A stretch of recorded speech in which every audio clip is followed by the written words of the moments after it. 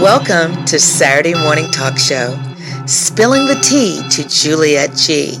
It's every Saturday from 8 a.m. to 10 a.m. GMT time.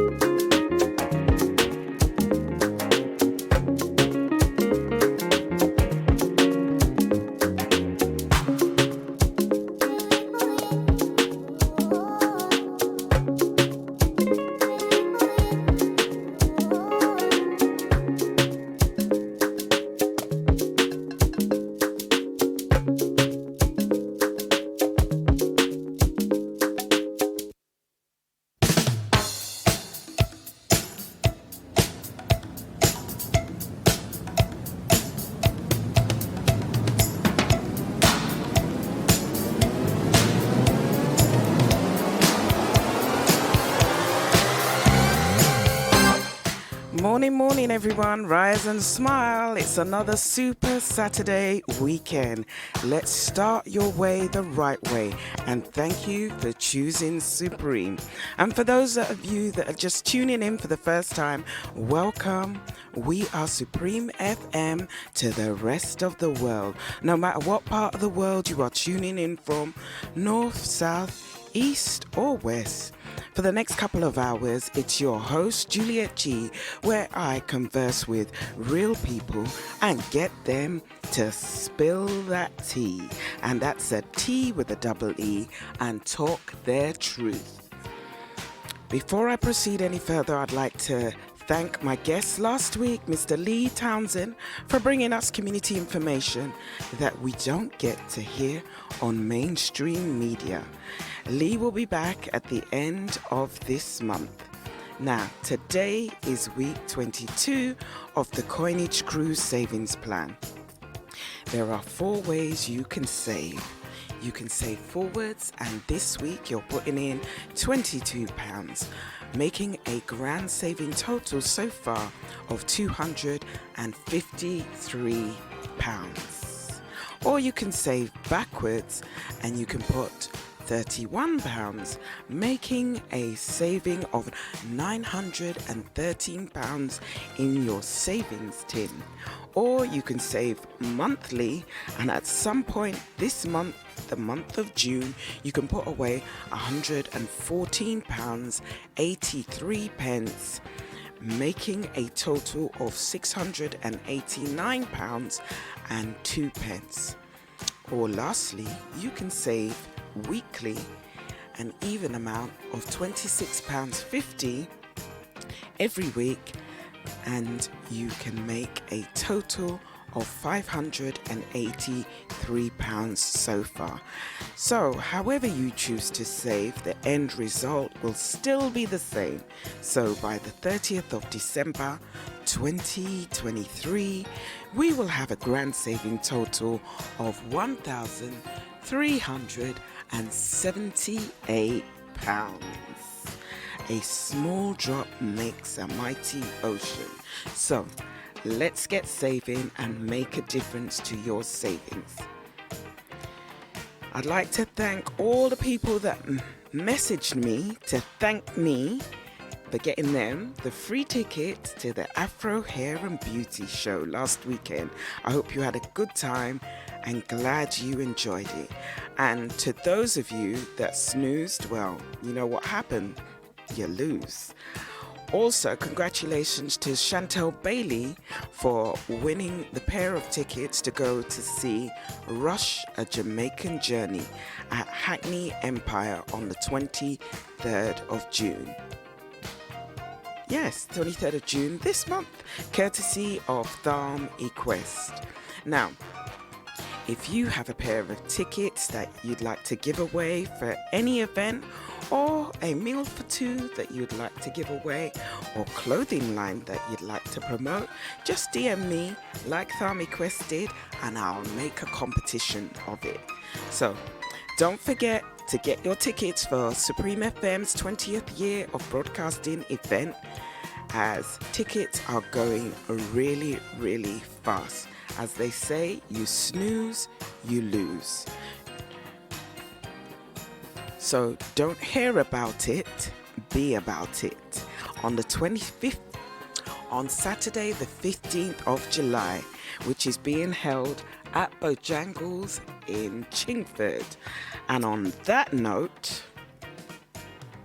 I'd like to bring in my big sister son, who will lead us in prayer.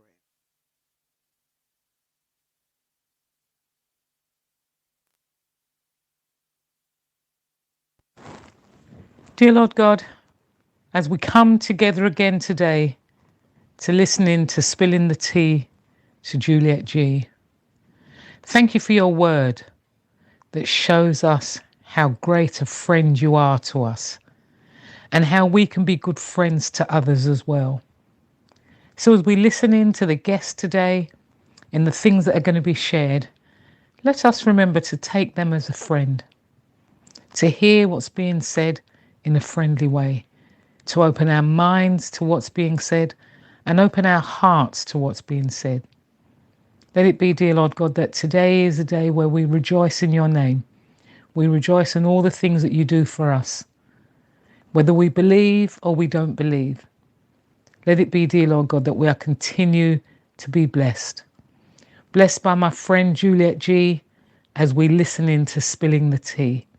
Watch over her, her family, and most importantly, watch over everybody that's listening in today. In Jesus' name, I lift these few words up to you. Your name is to be praised, honoured, and glorified. Amen.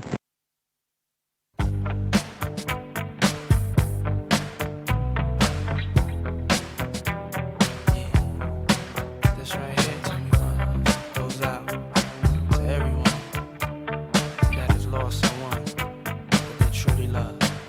Check it out. Seems like yesterday we used to rock the show. I laced the track, you locked the flow. So far from hanging on the block for dough. Notorious, they got to know that life ain't always what it seemed to be. Words can't express what you mean to me. Even though you're gone, we still a team. Through your family, I'll fulfill your dreams. In the future, can't wait to see if you open up the gates for me. Reminisce sometime, the night they took my friend. Try to black it out, but it plays again. When it's real, feeling's hard to conceal. Can't imagine all the pain I feel. Give anything to hear half your breath. I know you're still living your life after death. Every step I take, every move I make, every single day, every time I pray, I'll be missing you.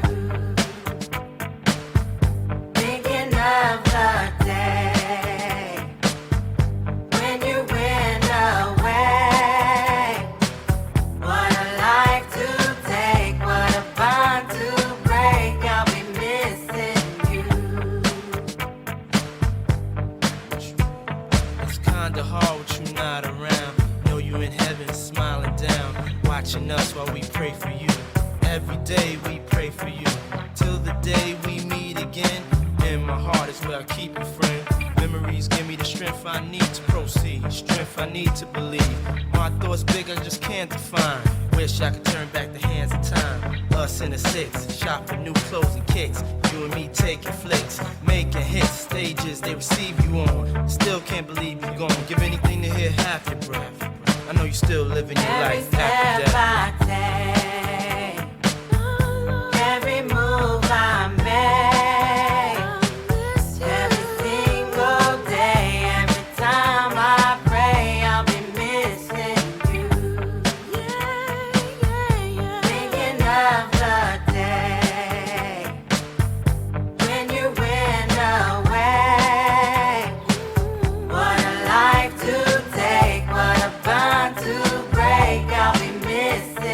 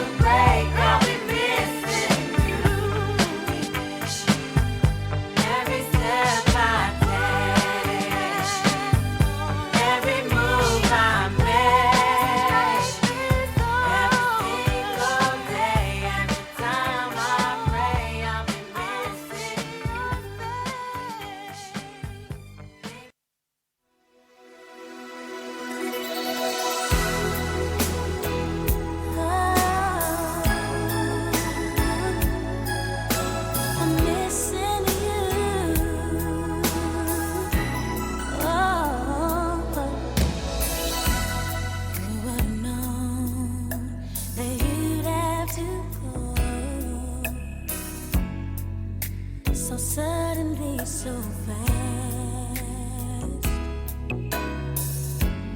How could it be that our sweet memories were beyond all that we had planned?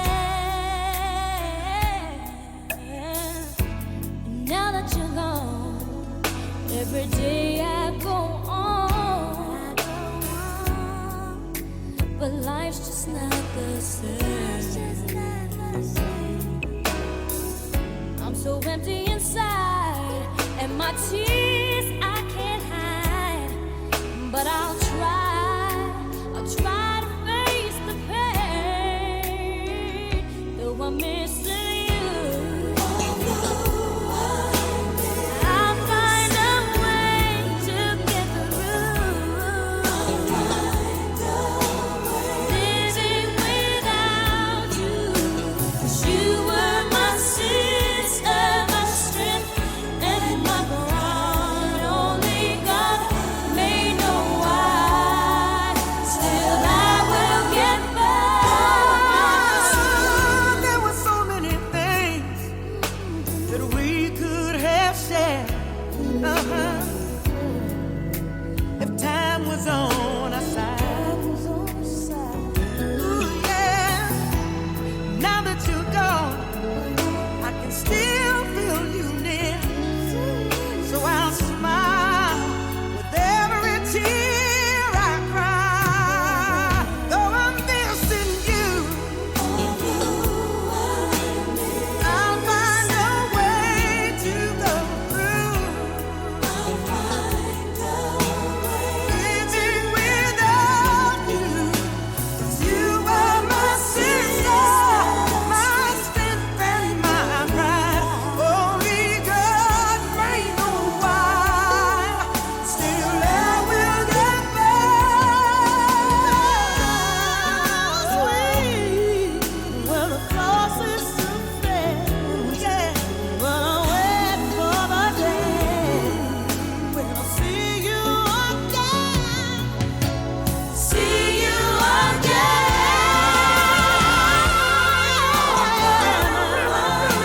But I'll find a way to get through. Living without you, you are my sister, my strength and my pride. Only God may know why. I will get back. Missing you, missing you. I'll find a way, find a way, find a way. But you are my sister, my strength and my pride. Only God may know why. Still, I will get back.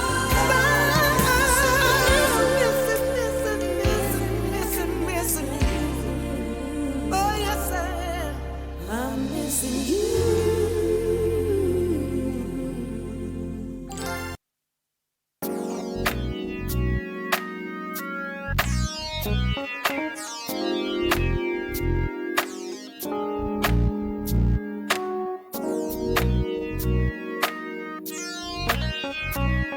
All right. Do you know where you're going to? And do you like the things that life is showing you? Tell me, do you know? My brother, tell me, do you know? For I know the plans I have for you. Plans for you to prosper and not bring you home. Not bring you home. Your life is safe with me, no need for a law. There is no need. If you call on me, I will hear what you say. Hear what you say. This is not your end, you will see brighter days. And even if it rains all day, the sun again will soon show. The flowers and trees, the grass needs rain to grow. So grab your umbrella, Ella, and go and dance in the rain. No matter the weather, there will be brighter days. Let's take one look at you. I've made you in my image, and I am so protective of you. Yeah, yeah. I'm so in love with you. And I proved it when I gave my son. For God so loved the world, he gave his only begotten son, that whosoever believed in him shall not die, but have everlasting life. He made the sacrifice. Said the debt's already paid, so even if it rains all day, the sun again will soon show. The flowers and trees, the grass needs rain to grow. So grab your umbrella, Ella, and go and dance in the rain. No matter the weather, there will be brighter days.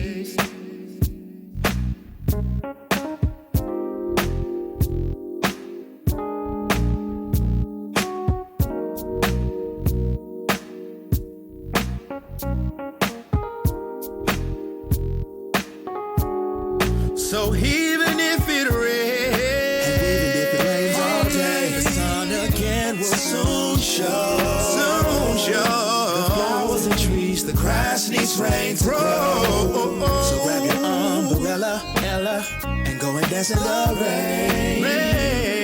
No matter the weather, there will be brighter days. If it rains all day, the sun again will soon show. The sun is gonna show. And the grass needs rain to grow. So grab your umbrella, yeah, and go and dance in the rain. Go dance out in the rain. No matter the weather, there will be brighter days.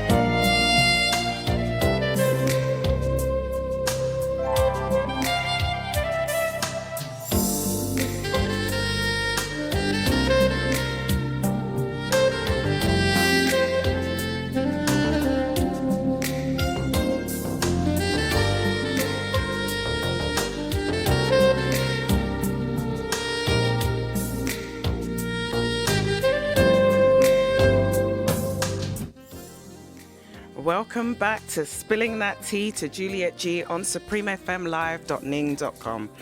I'd just like to apologize to you guys. Earlier, I was just having a moment. I just had some really sad news, and I'm still processing it. But as they say, the show must go on. I don't like to disappoint where I can.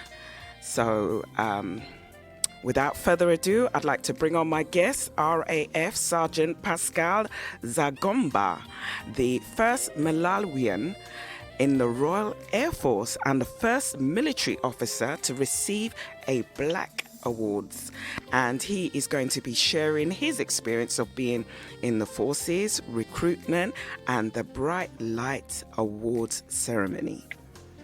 So, welcome, Pascal. How are you this morning? Good morning, Jay.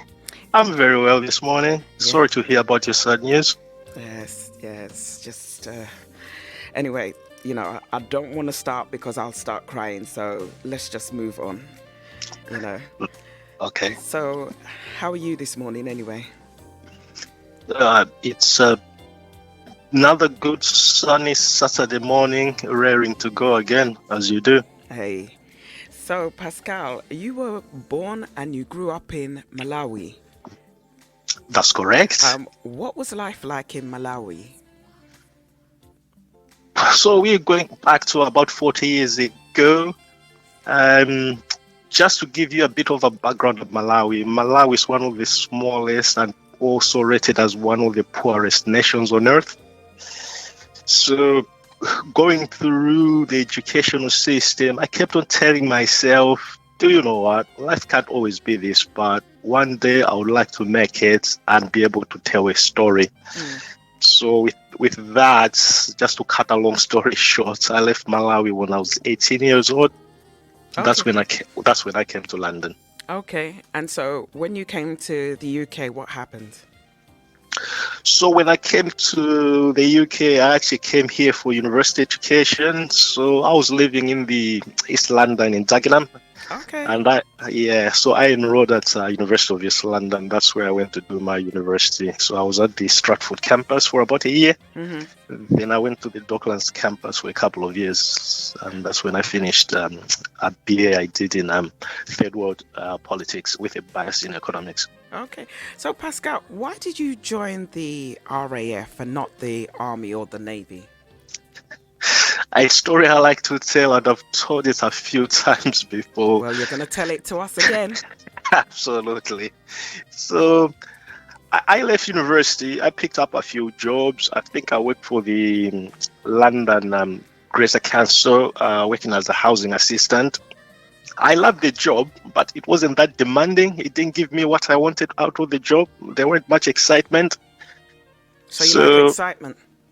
Yeah, I was looking for a bit of an adventure, if I could put it in that way. Mm-hmm. And some close family friends, they had just joined the military, and they would come back home and tell me of all these great stories of how great the British Army was, and the career opportunities for their progression. And I thought, you know what? It wouldn't hurt me just to go into the Armed Forces Careers Office and look at what's on offer.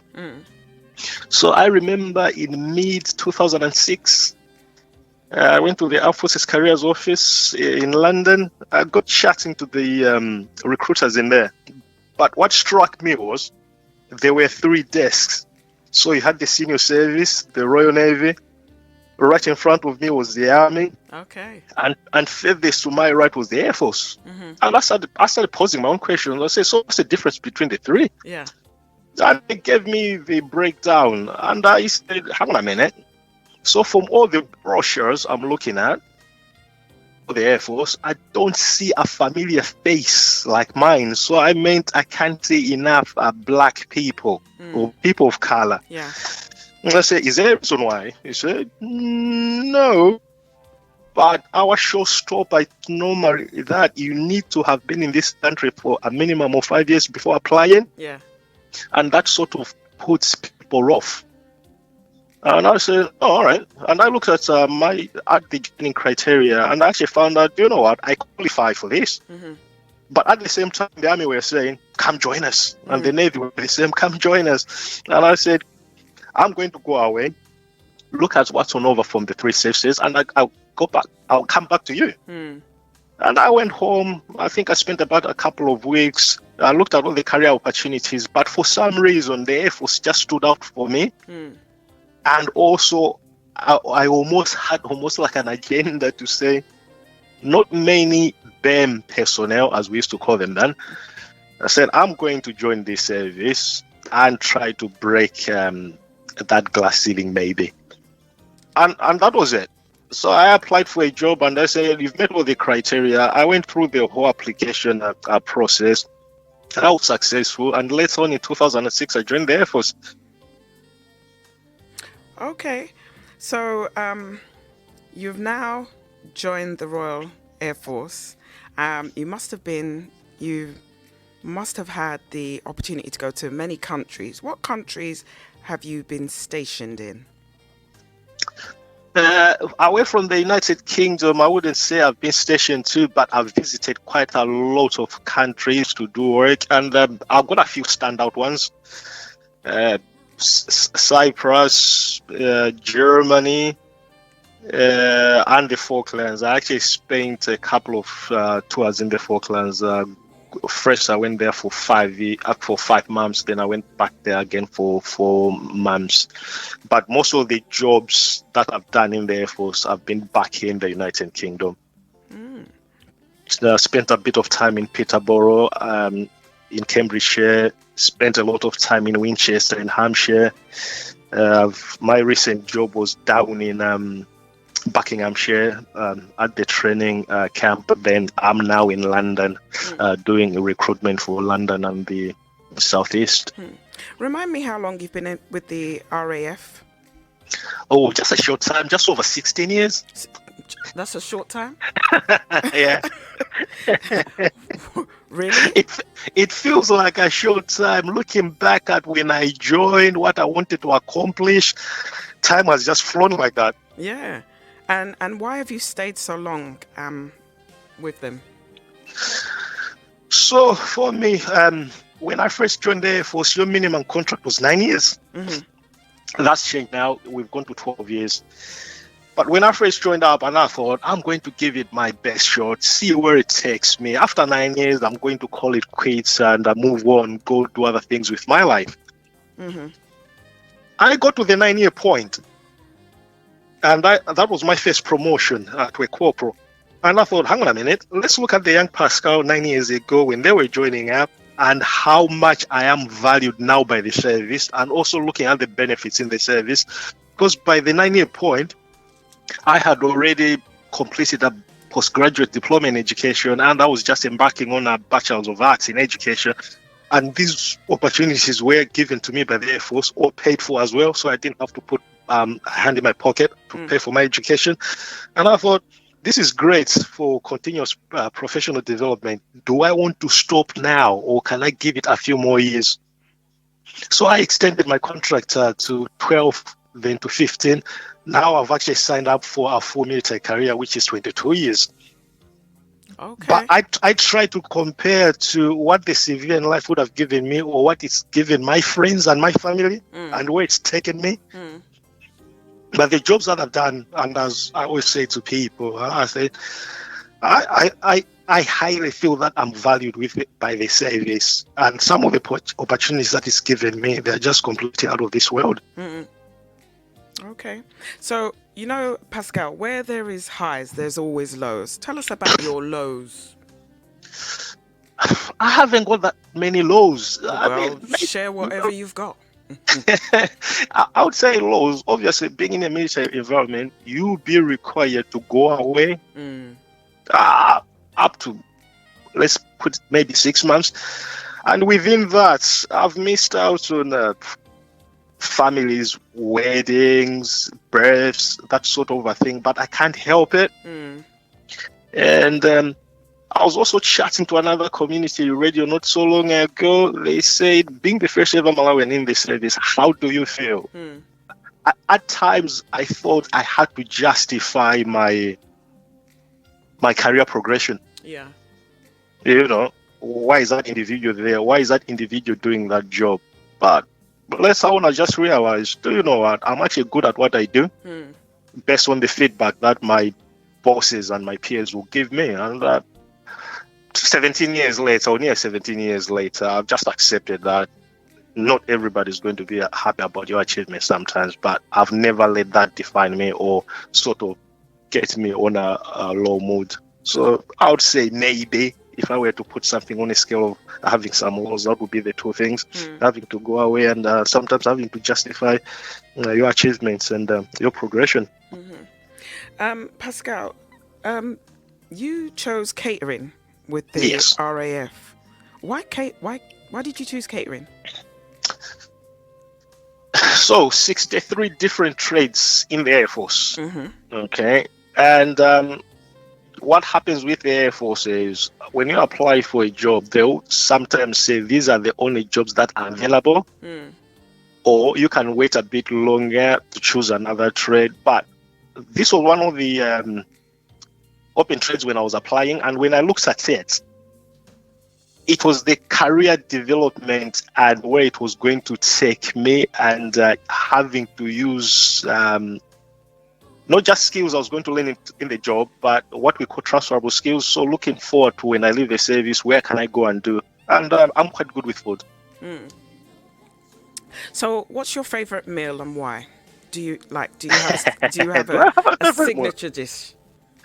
It's got to be chicken and rice. If I was going to say I've got a favorite meal, it gives me the greatest pleasure to put it together. So you make chicken and rice for the RAF?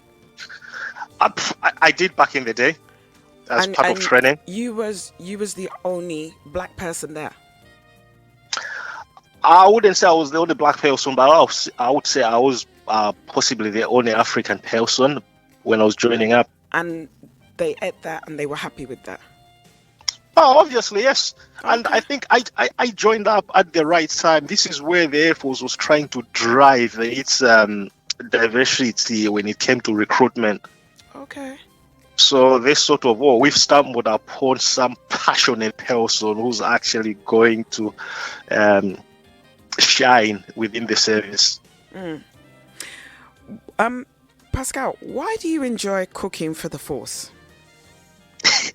It's not just cooking for the force. It's having a passion and of something that you're actually wanting to do. So if I take it back a bit, I haven't actually done that job for a long time, because what's happened is when I first joined up, I went to do that job for I would say up to 3 years. However, after 3 years, my bosses saw some very good, that's what they told me anyway, some very strong coaching and mentoring skills in me. And they said to me, why don't we take you away from this primary role and we put you into an instructional role so you develop the future generation of the Air Force? So I've done I did that for about 9 years before I came into recruitment.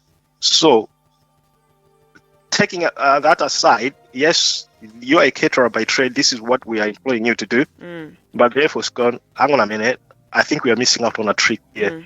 Put this individual into a training role. So I did that for 9 years continuously, doing leadership and command for the junior and commissioned officers coming through, and also for the caterers.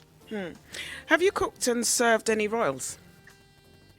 I have served the royals twice. Who? Once was when the now Prince William was graduating from Royal Air Force College, Cranwell. Okay.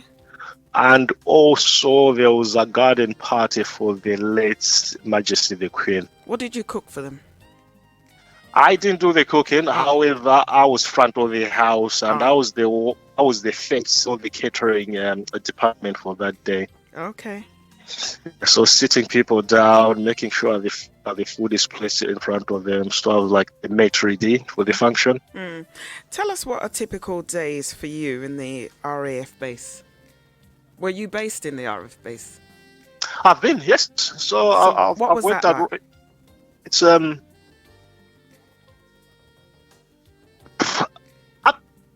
it's hard to put this into context. However, it depends on the job. So some jobs I've worked for myself, they've been a typical 8 to 5 job, at 8 to 5. So I will relate to training, because training is where I've spent the most of my time in my 16 years. So let's say for a Monday, if I'm in a training environment, on a Monday, I'll have to be up 5:30 or 6 o'clock. I'll make sure the first thing that I do on that particular morning is go going to the gym. About an hour session in the gym, clear the mind, get myself into the mood or into the zone for training. I would have my breakfast before 7 o'clock. By 7:30, I need to be where my students are going to be. So check on their welfare. If there are any issues that needs addressing, I'll address them there and then. Then by 8 o'clock, I'll take those students into the training classrooms. We'll have our morning briefs. We'll straight go into training. So the training will last until about 4:30 in the afternoon. But in between, with the little breaks in between, I've got to do my own admin. And come the end of the day, I'll have a quick chat with the students and make sure they've understood what they've done for the day and what they need to do for the next day, and dismiss them. Then I'll go back into the office, sit down with my colleagues, we'll go through what's happened on the day, if there's any issues that need addressing, if we need to give each other feedback. Because one of the great things we do in the Air Force, especially when it comes to training, it's to invite your peers into your lesson. Yeah. See how it's been delivered. Is there anything I can refine, or is there anything that my colleagues could take away? And that makes us quite a great working team. So that would be typically my working day in a training environment. We'll do that Monday to Friday. Sometimes we'll go to work a weekend, i.e. what are known as duty officers. So if you've got students around, and our DART needs to be around in case something needs taken care of. So as a snap picture of my role in the Air Force as a trainer, that would be that. Okay.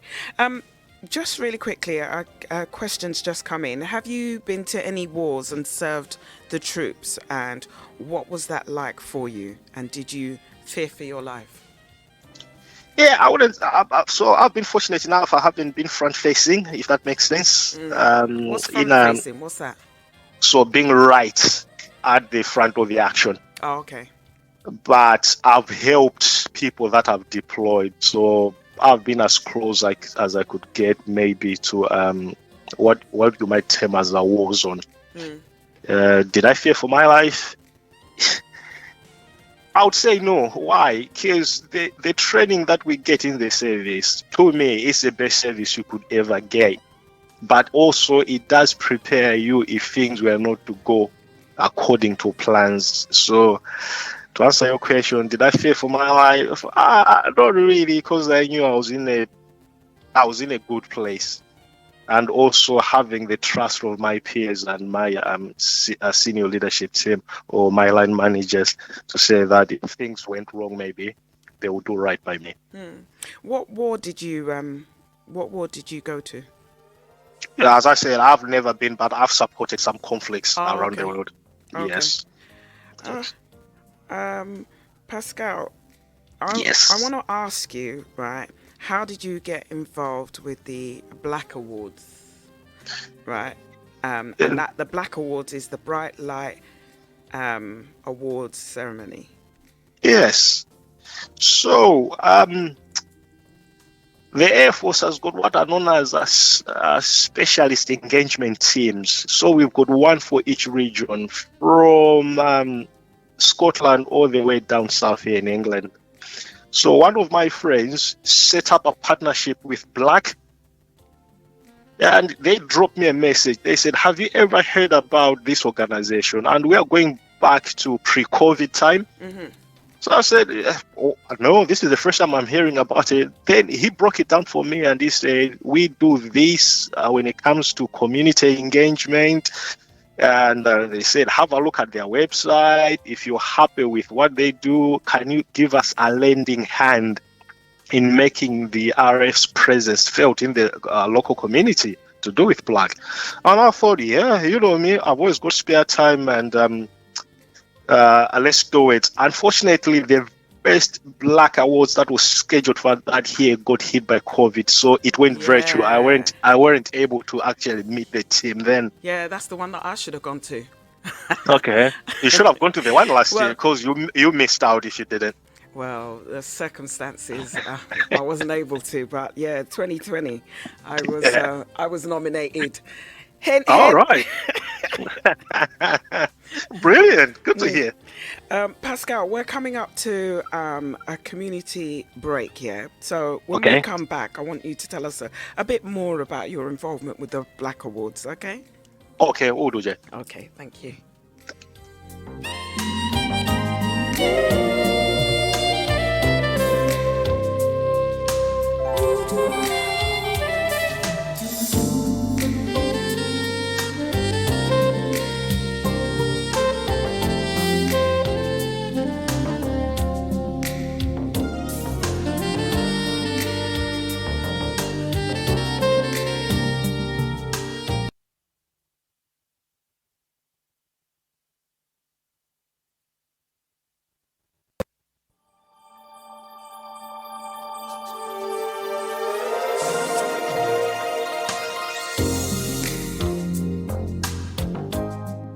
Welcome back to Spilling That Tea to Juliet G on supremefmlive.ning.com. I'm in conversation with Sgt Pascal Zgambo, an RAF officer, the first Malawian in the Royal Air Force and the first military officer to receive a BLAC award.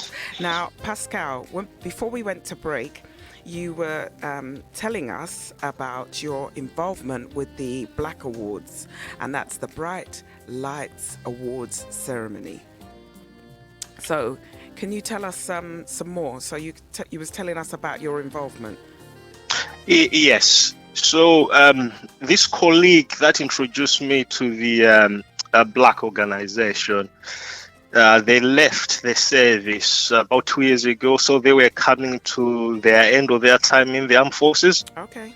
And he was so passionate about, and just to clarify about it, this guy was white male, Scottish, and he built this relationship that turned into a collaboration with the RAF on a yearly basis. And we had a candid chat, and he said, I don't want this to be the end of the relationship between BLAC and RF just because I'm leaving. Oh. I know you're quite passionate about these sorts of things when it comes to community engagement. Can I leave it in your capable hands and take it back to the senior leadership team? And I say to my friend Al Cameron, I say, not a problem at all.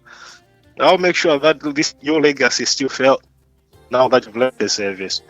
So I went to the CEO of BLAC, such a wonderful, great lady. I don't know where she gets her energy from for what she does anyway. So she's just an unstoppable force. So we set up a series of meetings, and I say, what is it that you've done with our team previous, and where would you like us to take it? But what struck me the most about the BLAC is, for their award ceremonies, each year it has a theme. And like this year, they are looking about relationships with the police. But most organizations don't do this, And I thought, this is where I need to jump in. This is where I need to make the Air Force make that connection. Because for us as an organization, it's all about empowering personnel. Yeah. And I thought, if we can tap into this talent, let's go into the community, see what BLAC is doing. You're talking about a knife crime, getting the youngsters off the street, doing what they should be doing. Can we get them back into education? Can we get them into apprenticeships? And these are all the things that the Air Force offer. So I said, can we please set up this collaboration and let's move on. I've taken it back into the actual leadership of the Air Force, and they are more than happy to support it. And that's what we did last year, and that's what we are doing this year again. To say we are talking about us having visibility into the local communities, and this is that great organization that can kickstart that for us. So for us, looking at BLAC, it's up there. If I were to put it on a rating from 1 to 10, I would say that's my 10 when it comes to community engagement, especially for London. Yeah, fantastic. Pascal, can you tell us what it is about the BLAC Awards that sets it apart from other award ceremonies for you? I think you just have to look at the categories when it comes to nomination. So for BLAC, it's what's the word I'm looking for? They absolutely take it serious when it comes to giving appropriate praise to people from all walks of life. So I'm just looking at this year's, like, if you go into the Honor of Distinctions, the names that are there, these stories need to be told over and over again. It shouldn't just be the likes of BLAC. So I think BLAC needs quite a bit of, not just a bit, but they need that support from everybody else. So honoring the past, honoring the present. Black communities, BAM communities need to jump onto that bandwagon. Right? We are very good at saying, this hasn't worked for us, so who's going to do this? Nobody else is going to do it for you. You do it. Exactly. Take the lead from BLAC, see what they're saying. Where can we take it? There's just passion in there. It's unbelievable. And there's passion in your voice too. Yeah, of course. I've got to make it happen. If I can't do it, nobody else is going to do it for me. True. Let's celebrate our own. It starts with us, and that's what BLAC is very good at doing. 100%. It's like the conversations that I have with BLAC, from the CEO to everybody else in the organization. It gives me renewed hope and strength that yes, we can do this. Pascal, how did you feel, right, when you were nominated for a prestigious BLAC Awards? It was a shock to the system, let's put it that way. Okay. I know what I'm capable of, but I only found out later on that it just wasn't the one nomination. I think there were a couple of nominations. Okay. So people have actually sat down and put those citations together, which I had sight of in the end. It brought a tear of joy to my eye. Yeah. Because I'm one of those people. I go and do things because I don't want other people, other teams, other communities to have gone through maybe what I did. Trying to fit into the Air Force or getting into the Air Force. But as we were saying earlier on, we need to start celebrating on our own achievements. Because if we do, we are not setting an example for anybody else, to follow suit. But it was an absolute shock to the system. And looking at the other nominees within that category, and I thought, wow, I've been put on the same benchmark as this individual, and I know what that individual has achieved in their service life as well. So yeah, absolutely felt valued by that, and I'll forever be grateful for that. And to have actually gone and won it, that's a story for another day. What's that? A story for another day? What, you're coming back? No. Oh, well, are you not having me back? Oh, yeah, of course you can come back, Pascal. Who am I to stop you? If you want to come back, all you have to do is call.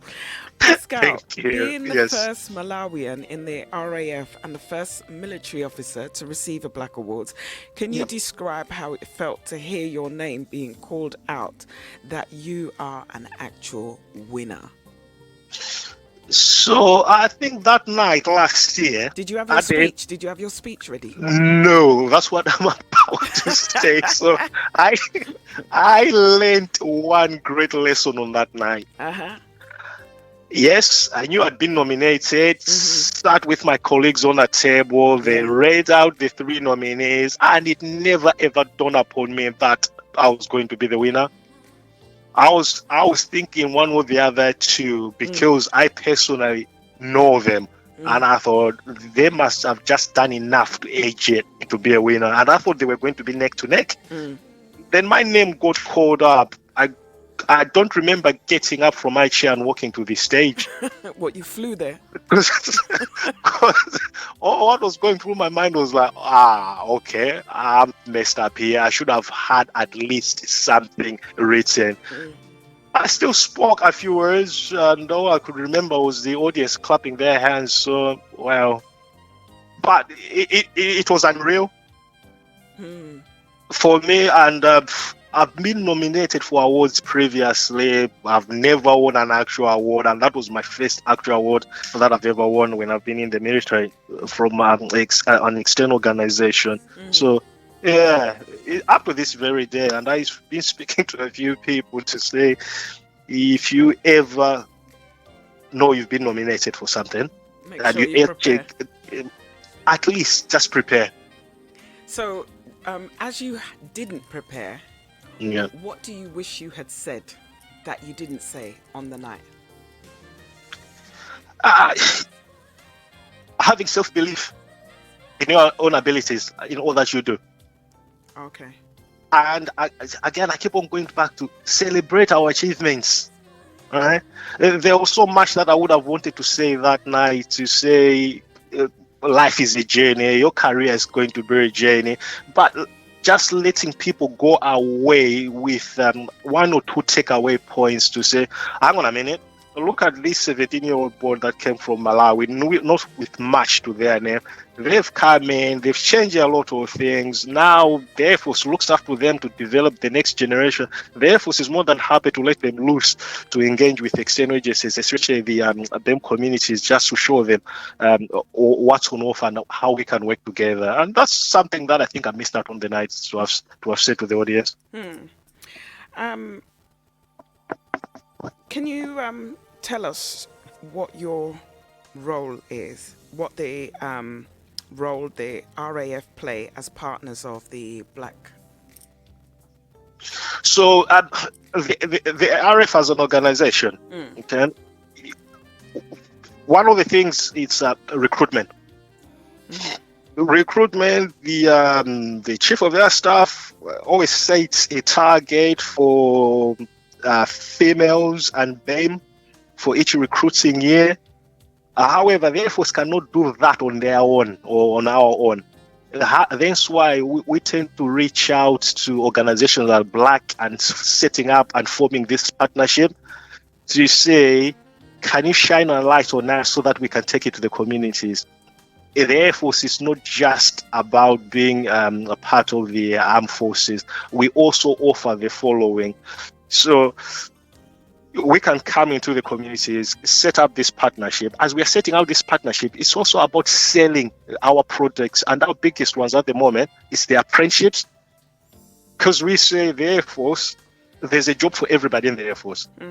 You can come in the Air Force without any formal qualifications. So you can absolutely leave school with your GCSEs up to a grade G. And there's something that's on offer in there that's actually going to develop you as an individual. Also, we are looking about university sponsorship, the bursaries. You don't have to go break the bank or go get a university loan to come into uni. Come to us, join us on an apprenticeship. We'll get you to a certain level. We'll provide you with an equivalent of a degree or an actual degree. Or go to uni, study engineering, study medicine. The Air Force will pay for that. As long as you come back to us and give us 3 years of your life, that's a job done. 3 years? Yes, that's the retention of service.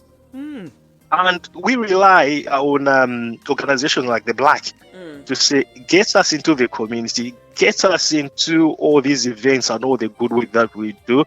And here's a bit of visibility from us. So the people were quite shocked last year to see an RF band playing at the BLAC Awards. They had never heard about it, but if it weren't for BLAC, they wouldn't have known about it. Yeah. And this band also made history on the night because they went into a collaboration with a young girl from London, from an ethnic minority, which has never happened before. So it was a win-win situation for everybody. And I know people are still talking about it now. And which leads me on to my next question. How was last year's ceremony? Now, Pascal, I want deets. Do not leave anything. I want you to spill the tea. Tell me everything from the beginning to the end. So what can people, so that people know what they can expect if they're going to the awards or they're thinking about it or they're pondering, So what was last year's ceremony like? Last year's ceremony was, as I keep on saying, absolutely outstanding. Right. Right? Okay. We're talking about how it was set up, the venue itself, let's not beat around the bush here, all right? When black organizations do this sort of a thing, people think, oh, it's just going to be at the back of some town hall along those lines. Black doesn't do it that way, okay? They pulled out all these stops, starting from the arrival. That was a proper red carpet event, Was it? And that was the highlight of the Black History Month. Everywhere. All right. All you have to do is go back on the BLAC website, blac.org.uk, and look at the pictures and the video that's been put on there from last year's event. Okay. But it's the setup, and for me, it's the networking as well. The way they went about with setting their tables, amount of people I spoke to that night, and what I actually took away from that night. And I've gone and set up some more partnership and collaborations, all due to how BLAC managed to organize that event. You just have to look at their PR. Like this year is already running, just like they did last year. Right? People need to understand, get your tickets in as quick as you can, because you don't want to miss out on this. Last year, to me, as soon as I walked out and I said, whatever happens next year, I'll be back. Okay, that date is already sort of marked out in my diary. But it's the organization, it's how they've reached out to other people. You look at some of the headline sponsors, you had the Met Police in there. I mean, the Baron is just being in there. And I brought a couple of friends of mine. They said, I can't believe what I'm seeing now. I said, this is how BLAC does business. Okay, feel free, talk to this individual, take as many pictures as you can, but the engagement piece and how it got run as well. Okay, on time, in the most professional manner, because again, sometimes them communities were not well organized or known for our organization. If you got certain hours to deliver, it's got to be delivered in those certain hours, and that's what BLAC did. And talking about the food as well. Okay, well, I like my food, I ain't gonna lie. So what was on the menu? I think there were 3 or 4 choices. Okay. And I went for my favorite. It had to be a chicken dish. And I could not fault the caterers, to the point one of the ladies sitting on my desk came back to me. It says, when it dies down a bit, there's another plate for you at the back. So there's favoritism. It wasn't favoritism. Listen, if I'm coming, I'm sitting on your table.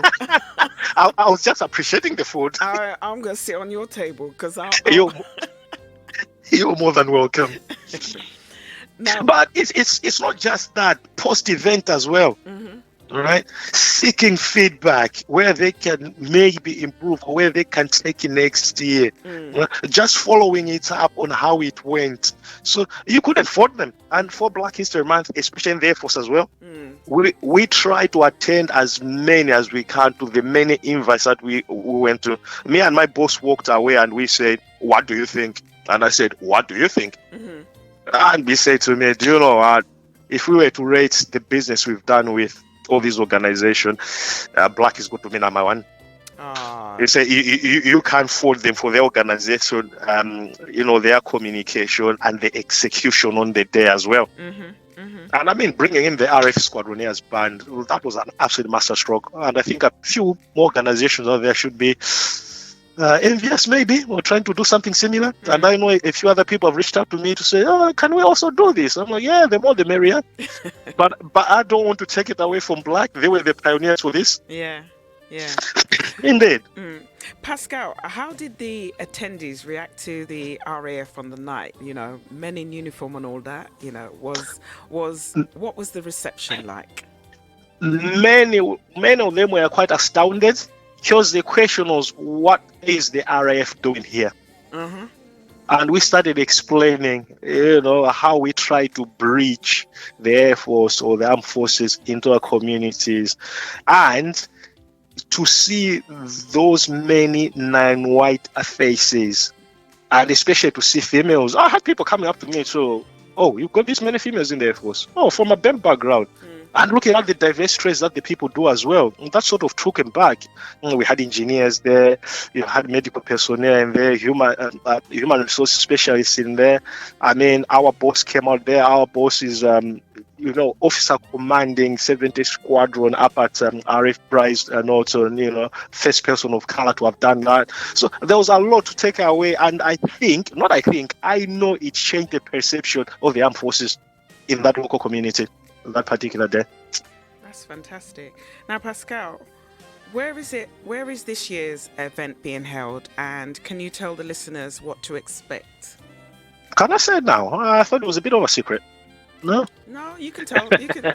There's no secrets on. Listen, this is called spilling the tea, not keep secrets. Yeah. So where is this year's? Okay, you could at least say where this year's and what date it is. So on Saturday, the 28th of October, 2023, at the Decorium Banqueting Halls in Wood Green, London. That's where the show is going to go live. And I would urge people now to start grabbing those tickets, because they are selling like hotcakes at the moment, and I don't want anybody to miss out on a great experience that some of us had last year. And can you tell the listeners what to expect? I'm just going to use one word: fireworks. Or is that two words? Well, one word. That's fireworks. That's one word. Yeah. That's it. I mean, what I've just said about what happened last year. Okay, I've been promised that was nothing compared to what's on the cards this year. All right. For the listeners that have tuned in today, go on the website black.org.uk, look at the snippets of what happened last year, and imagine that 3 or 4 times over for this year. And my next question to you was, how can people find out more about the BLAC Awards, which you've just said, and how can they purchase tickets? So tickets are all available on the website www.blac.org.uk. You can purchase single tickets. You can do group bookings. I believe up to a table of 8. I stand to be corrected there, but all these options are there available. And what awards have been important to you? Every award that's on offer. Overcoming adversity. Okay, role models. That's what needs to be highlighted. There are people in our organization who are absolutely great at what they do. Just because they don't want to sing their own praises, let's sing it for them. So I'd urge people, go on the website, look at the nomination pages. I know they've been, I think they are closed at the moment, because they were meant to close on the 31st of May. For those that have put in a nomination, a big well done from me for recognizing an individual or a team or an organization for what they do for us within our local communities, especially working with the youngsters. We're actually coming up to that all-important break, okay? Oh, okay. Okay.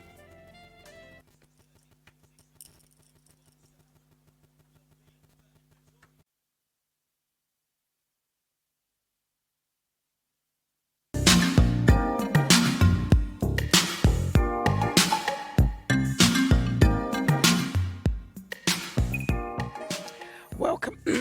Excuse me.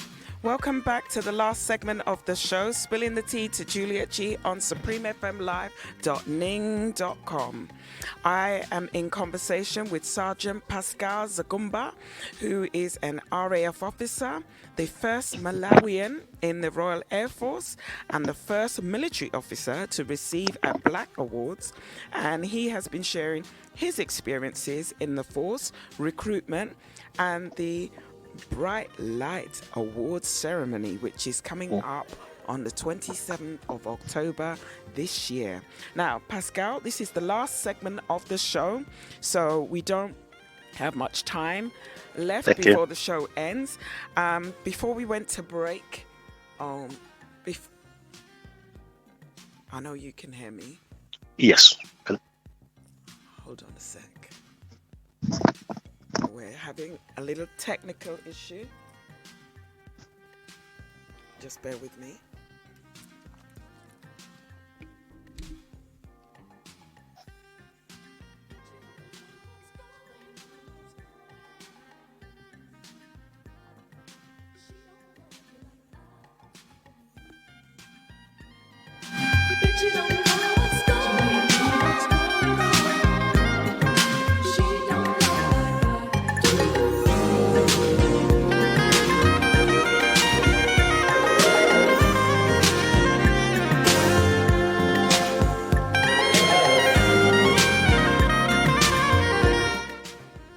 Apologies there. We were just having a slight technical issue.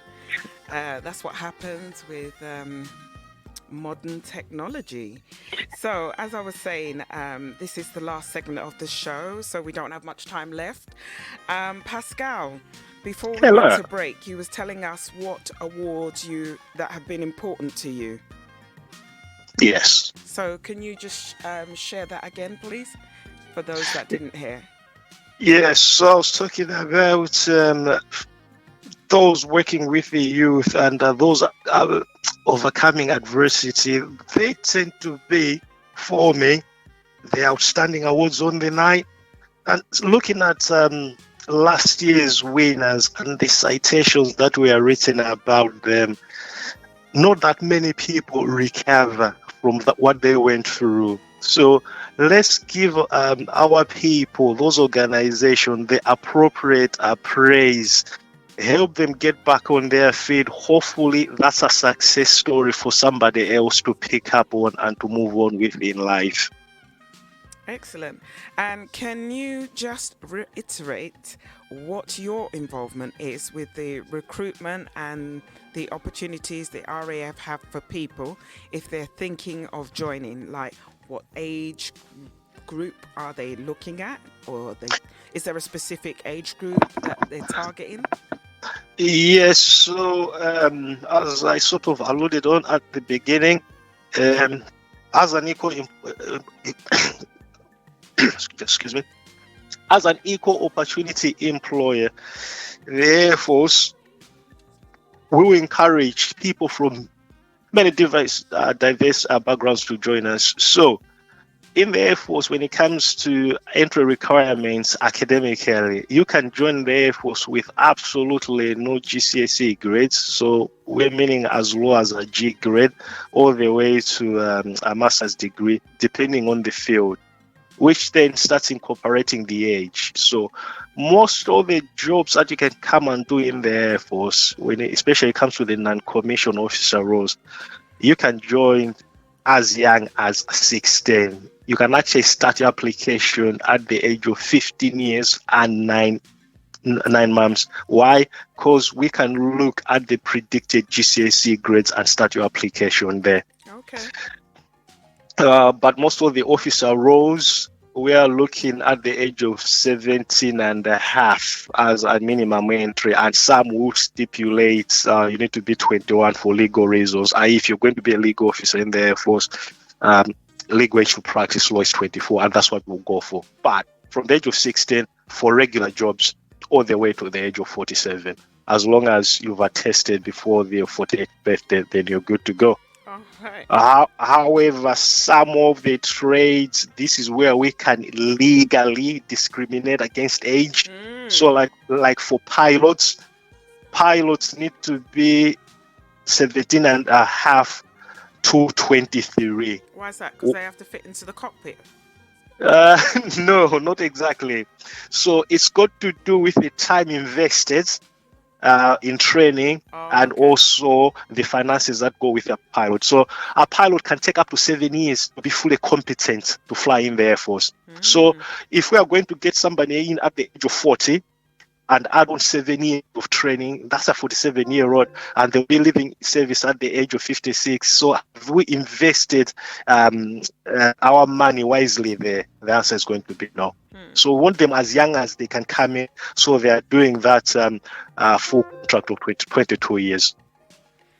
Pascal, what do you do to relax? Because this seems quite an intense role. That you do. There is always time for everybody in the service, especially in the Air Force, to relax. Mm-hmm. Yeah, So what do you do to relax when you're not working? If I'm not working, then for me, most of my time is invested in football. Okay. And I'm not ashamed to say I'm a big Manchester United fan. I've held a season ticket for 15 years. Okay. I know you can't please everybody. you know that you got some people shouting at the radio now. Yeah. It's funny though, because when I came to England, I lived in Dagenham, and my closest football club was West Ham. West Ham, isn't it? At Upton Park. Yeah. And for some it was at Upton Park. Yes. And now back when it was at Upton Park. Yeah. So like this afternoon, I'm going to Wembley to watch the FA Cup final between the two Manchester teams, and that's how I'm going to relax this afternoon. You know, you're upsetting some people. As I said, all I can do is apologize. No, you don't need to apologize. It is what it is, as they say. Now, Pascal, Indeed. Is there anything that you would like to say and highlight or promote before I let you go? Yeah, especially if there are people in the audience. For me, okay, I've had an absolutely glittering career in the Air Force so far, 17 years. I've got another 5 years to push. That takes me to 22, and that's my time done in the service. Mm-hmm. And I take my pension away. I have options. That's what I would say. Okay? Do not just listen to people, but go look for those opportunities for you by yourself. All right. The Air Force, over 63 job roles available at the moment. Okay, we're talking about engineering, intelligence, security, human resource management. You're looking at your medical field. So there is all that. You've got legal, you've got chaplaincy. I mean, have a look at it, especially those preparing to leave a formal education. What is it that you can take away? Look at the apprenticeships. Okay? Over 23 different apprenticeships in the Air Force. Some of them not needing any formal qualification. Okay? It's just having that option in life. What is it that you want to do? And the Air Force is one of those options. Fantastic. Now, Pascal, is there anyone you would like to shout out to? Because your family and friends in Malawi must be listening, and people over here in the UK must be listening, and those people up in Manchester are definitely listening. So is there anybody that you'd like to say hello to? Yeah, as you do, friends and family, I know they've all tuned in. All right, a big up to you for always being my support system in all that I do and never doubting me, always carrying me up, especially when I'm on a down low. And one particular person I'm going to shout out to and embarrass is the CEO of BLAC, okay, Imani. Such a fantastic character and a wonderful character that you are. Keep on going. Keep those wheels moving on that train. Listen, it always works out at the end. Her gravy train doesn't stop. It just continuously going. You know, she doesn't know the meaning of rest. Absolutely. Yes. I've learned a few things from her over the last 3 or 4 years. Absolutely. Now, Pascal, how can the listeners get in touch with you to talk about recruitment and the RAF stuff? So if you search RAF recruitment for London, all the details are there. We've got a virtual chat room in there. Type in your question. Specifically, I ask for the RAF recruitment office in London, and then we can do business there. Excellent. Now, thank you so much, Pascal, for giving up your time. I know how busy you are, and it has been a pleasure having you and getting to know you. Now, Malawi must be really proud of your accomplishments, and you are certainly going to you've certainly put Malawi on the map. I was going to ask you, what are your plans after the show? But you know what? You've already said it. You Indeed. are going to Wembley.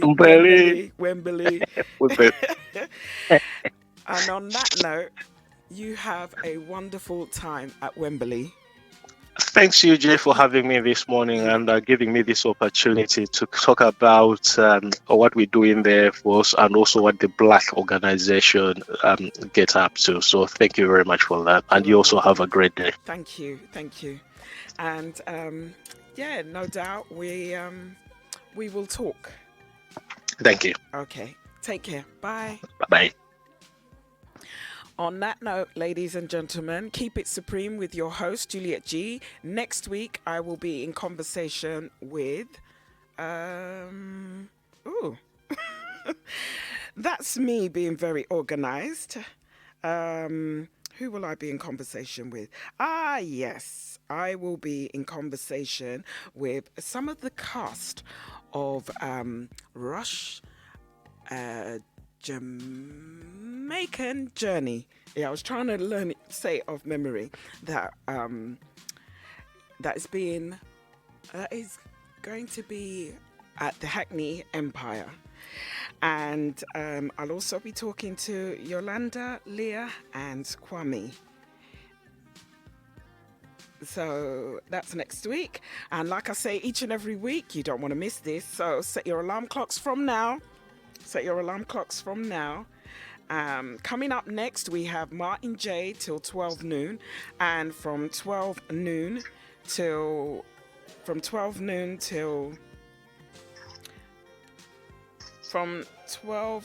2 p.m. we have LeJ. From 2 to 4 p.m. we have DJ Omar in for DJ NL. From 4 till 6 p.m. we have DJ Lee, and 6 till 8 p.m. we have WJ Good Groove, and from 8 till 10 we have Lloyd D. Banks, and from 10 till midnight we have DJ Ace in for DJ Squeaky, and from midnight to 2 a.m. we have Uncle Nuts until he says so. That, ladies and gentlemen, boys and girls, is the DJ lineup for this Saturday/Sunday morning on your number one community radio station, Supreme FM. As always, thank you to each and every one of you, whether you be a first-time listener or a regular listener. Thank you for spending the last couple of hours with yours truly. Stay tuned and be prepared to be fully entertained with the rest of the presenters for Super Saturday on Supreme. If you're not already following me on Instagram, it's Spilling the Tea to Juliet G. Well, you'll get your show updates, notifications when I'll go Insta live. So it's the same time next week for your Saturday morning fix. Remember, tomorrow is not promised, so love and appreciate the people who are in your life, as you have no business worrying about those that aren't. First and foremost, look after yourself and be kind to others. It takes a village. Let's build our village and be kind to one another. Life has no rewind button, so do your best with the tools you have and make it work for you. Have a blessed day. Have an amazing day. Have a blessed day. Have a safe day and a memorable day. Whoever you choose to spend your time with, just enjoy it, because life is precious. And as I said earlier, there is no rewind button. Take care and see you all next week. Bye. Heavenly Father, I want to take time out to thank you. Thank you for the highs, the lows, the mountains, the valleys. Most of all, thank you for family. And I got my family here, y'all. By the way, this is Jay Moss, Clark Sisters, and Kiera. Yeah. Big ups to my big brother, D. Lawrence. Y'all know how we get down.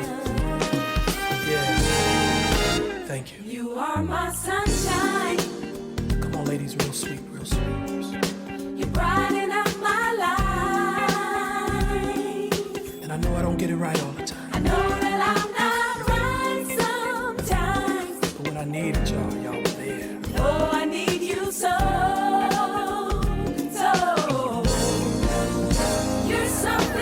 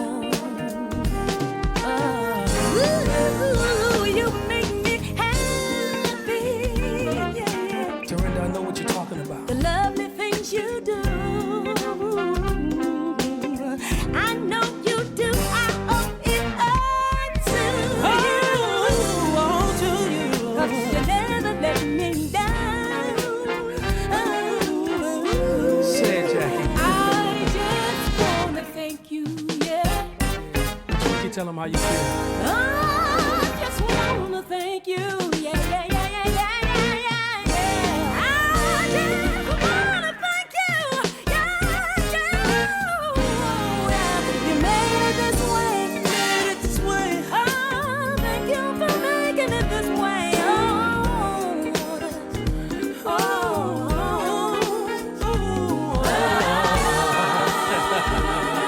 My sunshine.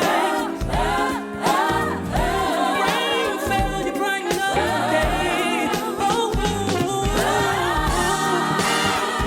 It's something special. Things went wrong, you proved it over and over and over and over and over again. But you are there all the time. I couldn't find anybody else. Oh, I thank you for being there. Yeah. I just want to thank you. I wanna let you know. I wanna let you know I love you. Don't know what I would do without you. Don't know what I would do without you in my life today.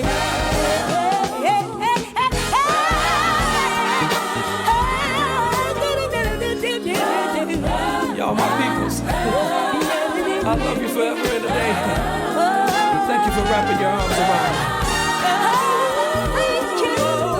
Thank you for bringing me where I am right now. I didn't think I was gonna make it, but thanks to y'all, thanks to you.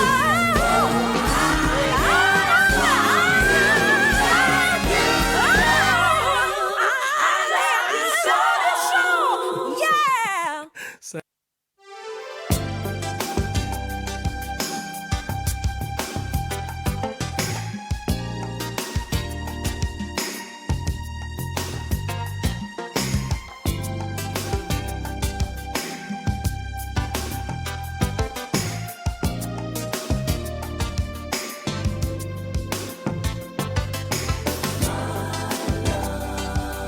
I don't know what to do with you, baby. Sweet love. Half of the time you got me crazy. Sometimes hot, sometimes shady. Sweet bitter love. Baby, why can't we learn to live together in sweet harmony? My love, you know it ain't right. The way you got up, ooh, the way we fuss and fight. You think you own me, don't try to control me. Oh, I'm not a puppet on the string. You got to trust me if you really want me. Let love guide your heart, don't let the magic fade. I don't know what to do with you, baby.